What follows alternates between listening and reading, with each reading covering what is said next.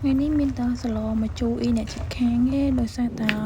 យើងមកពីធ្វើការហត់អស់កម្លាំងមួម៉ៅច្រើនបុកបានសាឡណាដែរយើងជូក្តៅអីញ៉ាំទៀតគឺអែមមែនតែនហ្មងហើយដោយសារតែនៅក្នុងទូក៏មានបន្លែតិចតួចហើយយើងបានទិញសាច់មួយចំនួនដែរដាក់ក្នុងទូអញ្ចឹង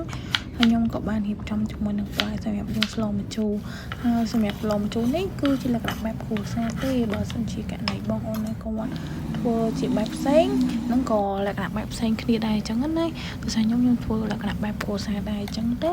ក៏មានរសជាតិក៏បែបលក្ខណៈគ្រួសារដែរហើយសម្រាប់សាច់វិញគឺខ្ញុំប្រើប្រភេទសាច់ថៃខ្ញុំដាក់ក្នុងស្លពេលដែលយើងទឹកពុះនៅក្នុងទឹកនោះក៏ខ្ញុំបានបង់ជាមួយនឹងទឹកត្រីក្លុកក្រូចអីដូចគ្នាដែរដើម្បីកាត់ឆ្អាបតាមពិតទៅខ្ញុំក៏មិនមែនជាអ្នកដែលម្នាក់ណាដែលពូកែរឿងធ្វើម្ហូបអីដែរគឺអត់ទេទៅខ្ញុំហ៊ានដូចគ្នាខ្ញុំសួរម៉ាក់ខ្ញុំដូចគ្នាដោយសារតាខ្ញុំមានគ្រួសារទៅខ្ញុំក៏ត្រូវការហ៊ានជាមួយនឹងការធ្វើម្ហូបតិចតួចដើម្បីឲ្យគ្រួសារគាត់មកពីធ្វើការហត់អីគាត់បានញ៉ាំជាមួយនឹងម្ហូបដែលយើងធ្វើខ្លួនឯងហើយជាទូទៅម្ហូបធ្វើខ្លួនឯងគឺអនាម័យខ្លាំងមែនទែនបងអូនហើយសម្រាប់យើងក៏មករសជាតិក៏បានដូចគ្នាយើងចង់ញ៉ាំផ្អែមញ៉ាំសាបញ៉ាំប្រៃអីគឺបានមកអែមហ្មងហើយសម្រាប់ស្លម្ជូរនេះគឺខ្ញុំយករៀងដិតបន្តិចដល់សាញ់ចូលចិត្តជូរអញ្ចឹងហើយមេឃរៀងត្រជាក់មកធ្វើការហត់អីចឹងបានរៀងជូរញ៉ាំហ្នឹងគឺអែមខ្លាំងមែនតើហើយនៅក្នុងទូខ្ញុំហ្នឹងក៏មានជាមួយនឹងអំពិលម្ដុំដែរតែស្អីតែខ្ញុំពេលខ្ញុំទៅសាញ់ខ្ញុំឆ្លៀតចូលទិញបានម្ដុំដែរសម្រាប់ដាក់លើស្លម្ជូរចឹងហើយស្លម្ជូរខ្ញុំគឺសាមញ្ញខ្លាំងមែនតើយើងអត់មានធ្វើអីច្រើនអញ្ចឹងណាហើយបើសិនជាបងអូនមានបន្លែអីផ្សេងក្រៅពីហ្នឹងដាក់ចូលទៀតក៏បានដែរដោយសារតែ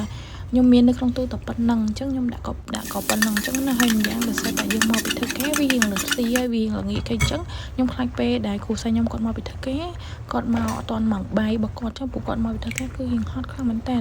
បងណាគាត់ធ្វើការគឺយល់អារម្មណ៍ណយគឺពេលខ្លះយើងមកពីធ្វើការអស់កម្លាំងមែនតើហ្មងបានសម្រាប់តិចតួចហើយបានញ៉ាំបាយជាមួយជុំគ្រូសាស្ត្រគឺកក់ក្ដៅខ្លាំងមែនតើអញ្ចឹងណាចឹងក៏ខ្ញុំជាមួយនឹងធាមហូបឲ្យហើយសម្រាប់គាត់សំពេលដែលគាត់មកគឺដល់បងបាយគាត់ហ្មងគាត់អាចងើបទឹកហើយគឺយើងអាចញ៉ាំបាយជុំគ្នាអញ្ចឹង